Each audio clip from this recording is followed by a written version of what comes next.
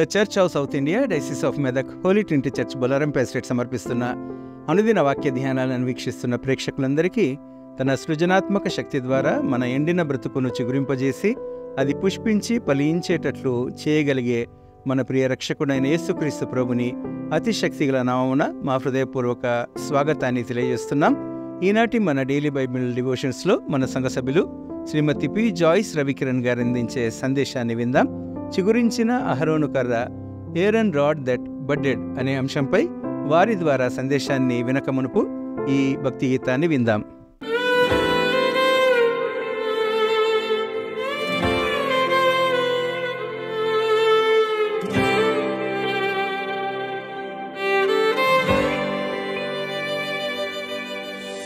విలువేలేని నా జీవితం నీ చేతిలో పడగానే అది ఎంతో విలువని నాకు చూపితివే.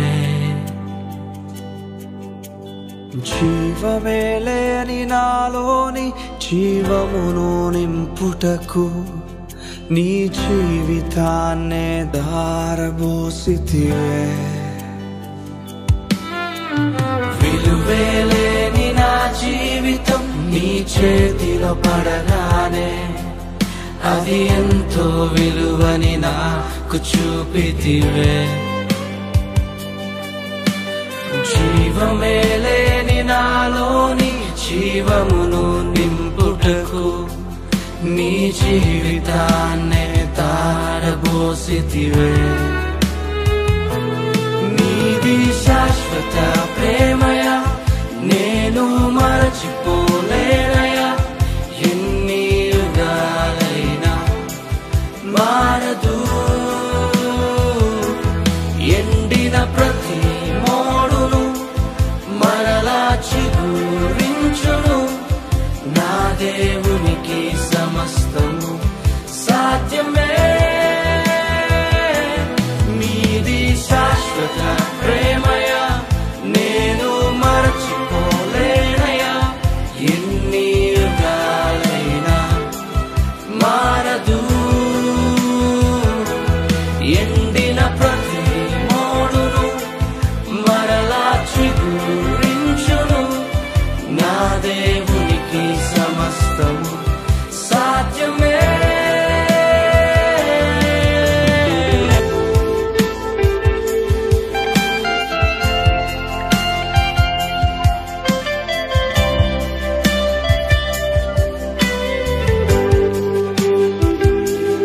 పాపములో పడిన నన్ను, శాపములో మునిగిన నన్ను నీ ప్రేమతో లేపితివే. రోగమే నన్ను చుట్టుకొని ఉండగా, రోదనతో ఒంటరినై ఉండగా నా కన్నీటిని తుడిచితివే. పాపములో పడిన నన్ను, శాపములో మునిగిన నన్ను నీ ప్రేమతో లేపితివే. రోగమే నన్ను చుట్టుకొని ఉండగా, రోదనతో ఒంటరినై ఉండగా నా కన్నీటిని తుడచితివే. నీది శాశ్వత ప్రేమయ నేను మరచిపోలేనయా. ఎన్ని యుగాలైనా మారదు. ఎండిన ప్రతి మోడును మరలా చిగురించును. నా దేవునికి సమస్తము సాధ్యమే. నీది శాశ్వత ప్రేమయ నేను మరచిపోలేనయా. ఎన్ని యుగాలైనా మారదు. ఎండిన ప్రతి మోడును మరలా చిగురించును. నా దేవునికి సమస్తము సాధ్యమే.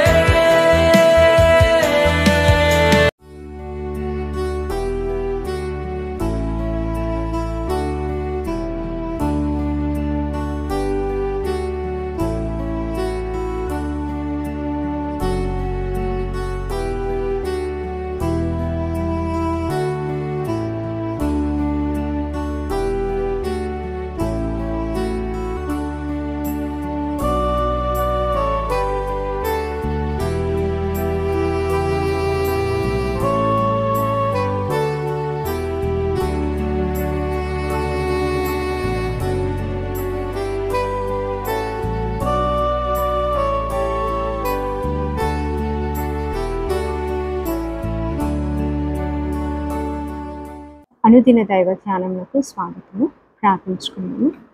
కృపాసత్య సంపూర్ణుడా యేసయ్య, మీ యొక్క ఘనమైన నామానికి స్తుతులు ప్రభా. గొప్ప రాజా, మాకు మరణించి పునరుత్థానుడవై తండ్రి, మీ రక్తాన్ని ఇచ్చి తండ్రి మరి మమ్మల్ని కొనుక్కున్న విధానాన్ని బట్టి మీకు అనేక స్తుతులు ప్రభా. గొప్ప రాజా, ఇదిగో నాయన మా జీవితాలను సరి చేసుకుంటూ మరి ఇదిగో నాయన మీరు ఇచ్చిన ఇది ధర్మశాస్త్రాన్ని బట్టి అనేక వందనాలు. మరి దీన్ని ధ్యానించుండగా తండ్రి మేము తప్పుగా అర్థం చేసుకుంటున్నా సరైన మార్గంలో దాన్ని ధ్యానించి మా యొక్క మరి జీవితాలను సరి చేసుకుంటూ మాకు జ్ఞానాన్ని అనుగ్రహించుకుని మీ యొక్క తండ్రి ఇదిగో నాయన మరి మీ యొక్క జ్ఞానాన్ని మాకు అనుగ్రహించుకొని మరి మా జీవితాలకు మీరు తోడుగా ఉంటామని ఈ దిన ఆశీర్వాదాలు మాపై కుమరించుకొని యేసయ్య మీ బంగారు పాదాలను బట్టి బ్రతమాలు వేడుకొచ్చున్నాను నాయన. ఆమేన్. ప్రియులారా, మరి ఈరోజు చిగురించిన అహరోను కర్ర గురించి మనం ధ్యానించుకుందామండి. అహరోను కర్ర చిగురించుట. మోషే ద్వారా మరి ఇశ్రాయేలు ప్రజల్ని యెహోవా దేవుడు ఐగుప్తు నుండి కానానుకి నడిపించే విధానంలో ప్రతిసారి ఇశ్రాయేలీయులు వారు చేసే పొరపాట్లలో ఒక సర్వసాధారణమైన పొరపాటు ఏంటనగా మోషే పైన మరియు అహరోను పైన వాళ్ళు అలిగేషన్స్ పెడుతూ ఉంటారు, సనుక్కుంటారు, గుణుక్కుంటారు. వీరు తప్ప మరి ఇంకెవరు ఈ కార్యాన్ని చేయలేరా, మేం లేమా, ఇశ్రాయేలీలను నడిపించుటకు మరి దేవుడు మమ్మల్ని ఎందుకు ఎంచుకోలేదు అన్న ఆలోచనలో ఉంటారు. మరి ఈ సమయంలో ఒకసారి ఈ విధంగానే మరి మోషే అహరోనుల మీద ఇశ్రాయేలు ప్రజలు తిరుగుబాటు చేస్తారు. దేవునికి ఉన్న ఒక మంచి లక్షణం ఏంటంటే ఆయన ఏదైనా ఒక కార్యాన్ని తలపెట్టినప్పుడు ప్రత్యేకింపబడిన వారిని మాత్రమే ఎంచుకుంటారండి. మరి ఈ 12 గోత్రాలలో ఉన్న ప్రజల్లో 11 గోత్రాలకు స్వాస్థ్యాన్ని ఇచ్చిన దేవుడు లేవి వంశానికి మాత్రం యెహోవాయే స్వాస్థ్యము అని చెప్తారు. అనగా లేవి వంశస్థుల యొక్క పని ఏంటంటే మీరు గొర్రెలను కాచి పంటలను పండించి ఇలా మీ జీవనోపాధి చేసుకోవడం కాదు, యెహోవా దేవుడే మీకు స్వాస్థ్యం. కాబట్టి ఆయనకు సంబంధించిన కార్యాలు అనగా ఆచార వ్యవహారాలు, బలులను అర్పించడం, ప్రార్థించడం, ప్రజల యొక్క బాగోగులు చూసుకోవడం ఈ లేవి వంశస్థుల యొక్క పని. మరి ఈ లేవి వంశస్థులకు చెందిన వాళ్ళే మోషే మరియు అహరోను. అహరోను అన్నగాగా మోషే తమ్ముడిగా మనం చూస్తాం. మరి ఈ సమయంలో ఒకసారి ఈ అలిగేషన్ ఎప్పుడైతే వస్తుందో మరి సంఖ్యాకాండం 17వ అధ్యాయంలో మనం చూసినట్టయితే యెహోవా దేవుడు మోషేకు ప్రత్యక్షమే చెప్తాడు, నేను మిమ్మల్ని యాజకులుగా ఎంచుకుంటకు బలమైన సూచక క్రియ ఒకటి ఈ ఇశ్రాయేలు ప్రజలకి చూపిస్తాను. ఎందుకంటే ఎంతకాలం మీ మీద సనుక్కుంటున్నారు కదా, మరి నా యొక్క ఉద్దేశాన్ని వీళ్ళకి సూచించాలి అంటే మోషే నువ్వు ఒక పని చేయాలి. ప్రతి కుటుంబం నుండి ఒక కర్రను తీసుకో, లేవి కుటుంబం నుండి మరి తీసుకున్న కర్రపై అహరోను పేరు రాయు, మిగతా కుటుంబాల్లో తీసుకున్న కర్రలపై వారి యొక్క ఇంటి పెద్ద యొక్క పేరు రాసి నా గుడారంలో, ప్రత్యక్ష గుడారంలో, సాక్షిపు గుడారంలో దాన్ని పెట్టినట్టయితే నేను నా ఉద్దేశాన్ని కనపరుస్తాను అని చెప్తాడు. ఆ విధంగానే మోషే మరి ఈ కుటుంబాల యొక్క పెద్దల నుండి ఒక్కొక్క కర్రను, మామూలు ఎండిపోయిన కర్రను తీసుకొని ప్రతి ఒక్కరి పేరు రాసి ఆ గుడారంలో పెడతాడు. మరి లేవి వంశానికి చెందిన, లేవి కుటుంబానికి చెందిన వ్యక్తి ఇంటికి పెద్దవాడైన మోషే కాకుండా అహరోను పేరుని మరి దానిపై రాసి గుడారంలో పెడతాడు. మరి సంఖ్యాకాండం 17వ అధ్యాయము 8వ వచనంలో చూసినట్టయితే తెల్లవారి మరునాడు దాన్ని చూసినట్టయితే ఎలా ఉంటుందంటే, మరునాడు మోషే సాక్షపు గుడారంలోనికి వెళ్ళి చూడగా లేవి కుటుంబపుదైన అహరోను కర్ర చిగిర్చి ఉండెను. అది చిగిర్చి పువ్వులు పూసి బాదాము పండ్లు గలదాయెను. మిగతా కర్రలేవి కూడా చిగురించలేదు, కానీ అహరోనుకు సంబంధించిన ఆ కర్ర మాత్రం ముందుగా చిగుర్చి పువ్వులు పూసి బాదాము పండ్లు గలదాయెను. ఇక్కడ యెహోవా ఉద్దేశం ఏంటనగా అహరోనుని తన కార్యములు జరిపించుకుంటకు, తనకు యాజకత్వం వహించుకుంటకు మరి లేవి వంశస్థుడైన అహరోను దేవుడు ఎంచుకున్నాడు. మరి ఈ కార్యాన్ని మిగతా వంశస్థులందరూ కూడా చూశారు కాబట్టి ఇది యెహోవా చేసిన కార్యం కాబట్టి దీన్ని ఒప్పుకొనక తప్పదు. మరి ఈ విధమైన ప్రక్రియను మనం చూసినట్టయితే ఏ సందర్భంలో అయినా కూడా దేవుని కార్యాన్ని చేయాలి అనగా దేవుని యొక్క మరి పనులు, ఆచార వ్యవహారాలు, ఆయన యొక్క రాజ్య వ్యాప్తిలో మనం చేయాల్సిన పనులు ఏవైనా ఉంటే దేవుడు తప్పకుండా మనకు ఒక సూచక క్రియను లేదా ఆయన యొక్క ఉద్దేశాన్ని మన జీవితాల్లో తెలుపుతాడండి. మరి ఇక్కడ పౌలు హెబ్రీలకు రాసిన పత్రిక 5వ అధ్యాయము చూసినట్టయితే 3వ వచనం చూసినట్టయితే ఇలా రాసి ఉంటుంది. ఏమనగా, ఆ హేతువు చేత ప్రజలు కోరాకేలాగో అలాగే తన కొరకును పాపుల నిమిత్తము అర్పణం చేయవలసిన వాడై ఉన్నాడు. మరియు ఎవడును ఈ ఘనత తనకు తానే వహించుకొనడు గాని అహరోను పిలువబడినట్టుగా దేవుని చేత పిలువబడిన వాడై ఈ ఘనత పొందును. అహరోను వల్లే ఏం చేయాలి? దేవుని చేత పిలువబడిన వాడే ఈ ఘనత నొందుతాడు, అనగా యాజకత్వానికి అర్హుడిగా ఉంటాడు. అటువలే క్రీస్తు కూడా ప్రధాన యాజకుడవుటకు తన్ను తానే మహిమపరచుకొనలేదు గాని నీవు నా కుమారుడవు, నేడు నిన్ను కనియున్నాను అని ఆయనతో చెప్పిన వాడే ఆయనను మహిమపరచడు. ఇక్కడ యేసుక్రీస్తు కూడా ఏంటంటే తనను తానుగా చేసుకోలేదు కానీ మహిమపరచుకోలేదు, కానీ క్రీస్తు ఆయన ప్రధాన యాజకునిగా ఏ విధంగా మహిమపరచబడ్డాడనగా యెహోవా దేవుడు ఏమని ప్రకటిస్తాడు? నీవు నా కుమారుడవు, నేడు నిన్ను కనియున్నానని ప్రత్యక్షపరుస్తాడు. ఆ విధంగానే ఒకసారి మరి బాప్తిస్మం ఇచ్చి యోహాను మరి యేసుక్రీస్తుకు బాప్తిస్మం ఇచ్చినప్పుడు పావుర రూపంలో మరి ఆత్మ దిగి వచ్చి ఈయనే నా ప్రియ కుమారుడు, ఈయన యందు నేను ఆనందించున్నానని మరి ప్రకటిస్తాడు. ఈ విధంగా తన కార్యం జరిపించుకుంటకు అనగా ఒక యాజకునిగా మరి ఒక వ్యక్తి మారాలి అంటే దేవుడు ప్రత్యక్షంగా ఎన్నుకోవాలి. ఆ విధంగా ఎన్నుకుంటేనే మనము ఆయన యాజకత్వానికి అర్హులంగా ఉంటాం. మరి ఇక్కడ అహరోను కర్ర చిగురించిందండి. చిగురించి తర్వాత ఏమైంది? పువ్వులు పూసి బాదాం పండ్లుగా కాసింది. మరి యెషాయి మొద్దు నుండి చిగురు పుట్టును అని యెషయా ప్రవక్త ఎప్పుడో ప్రవచించి ఉన్నాడు కదా. ఆ ప్రవచన నెరవేరుకి మరి యేసుక్రీస్తు సాదృశ్యంగా ఉంటాడు.